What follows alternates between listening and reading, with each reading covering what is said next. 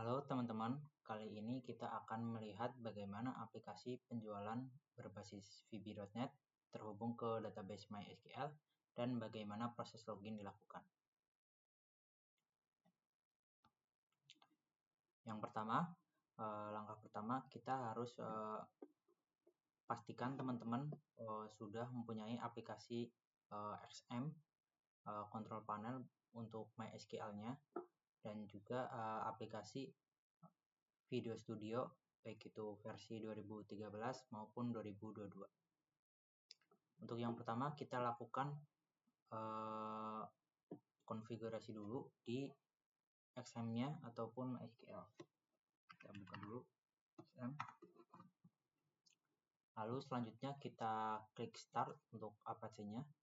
Pastikan sudah sampai hijau dan ada PID dan juga portnya. Lalu klik start untuk MySQL-nya. Pastikan juga untuk hijau juga dan juga PID serta portnya. Lalu kita klik admin untuk masuk. Nah, di sini setelah sampai ke phpMyAdmin, pastikan teman-teman membuat database baru yaitu DB penjualan. Nah, di sini isinya adalah ada tabel barang, tabel detail penjualan, tabel pelanggan, tabel penjualan dan juga tabel user. Nah, untuk yang sekarang kita fokus dulu di tabel user. Nah, untuk di tabel user ini sendiri kita untuk struktur tabelnya yaitu ada ID user sebagai primary key-nya, lalu username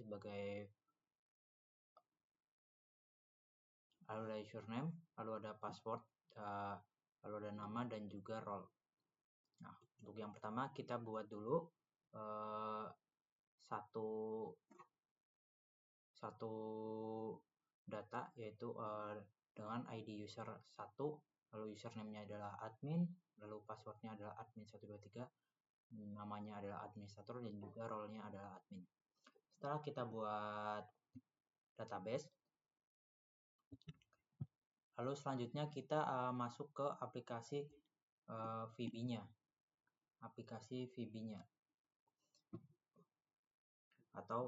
Ataupun ke kode yang sudah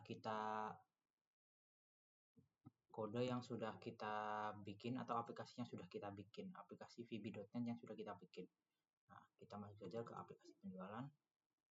Nah, setelah video studinya terbuka di sini, yang pertama yaitu adalah ada main.vb.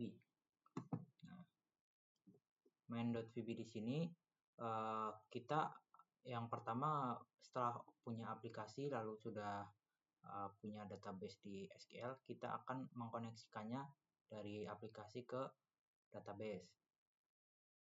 Nah, di sini kita import dulu MySQL, data MySQL client, lalu kita bikin public as MySQL connection, lalu kita buat subnya untuk membuka koneksi ke MySQL. Koneksinya ini sebagai string, kita di sini ada server, lalu ada portnya, ada database-nya apa, data DB penjualan kita pakai tadi ya, lalu UID-nya dan juga password-nya. Lalu di sini kita juga bikin message box apabila koneksi berhasil ke MySQL dan juga koneksi gagal.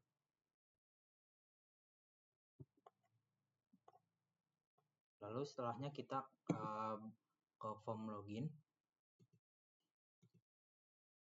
Form login sendiri tampilannya seperti ini ya. Form login aplikasi penjualan Tokopedia Jaya, ada username, password, lalu button keluar dan juga button login. Untuk codingannya seperti ini. Jadi kita harus mengautentikasi username dan password untuk login ke aplikasi ataupun ke database sesuai ada yang di database. Nah, setelah kita punya main.vb dan juga form login, ini ada autentikasi.vb. Autentikasi.vb ini isinya yang tadi ya, yang kita ini buat koneksi antara antara aplikasi dan juga database-nya. Nah, setelah itu kita coba lakukan running untuk aplikasinya. Di sini ada message notifikasi untuk koneksi berhasil ke MySQL XM. Kita klik OK. Nah, setelahnya kita akan ditampilkan form login seperti ini. Seperti yang tadi kita bikin. Di sini ada username dan password. Kita masukkan saja untuk username-nya.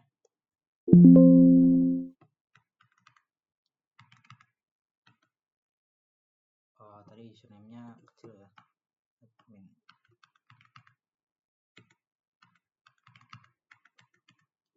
Nah, kita klik button login, maka akan tampil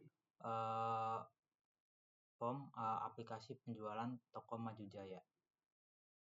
Nah, ini untuk apabila kita berhasil.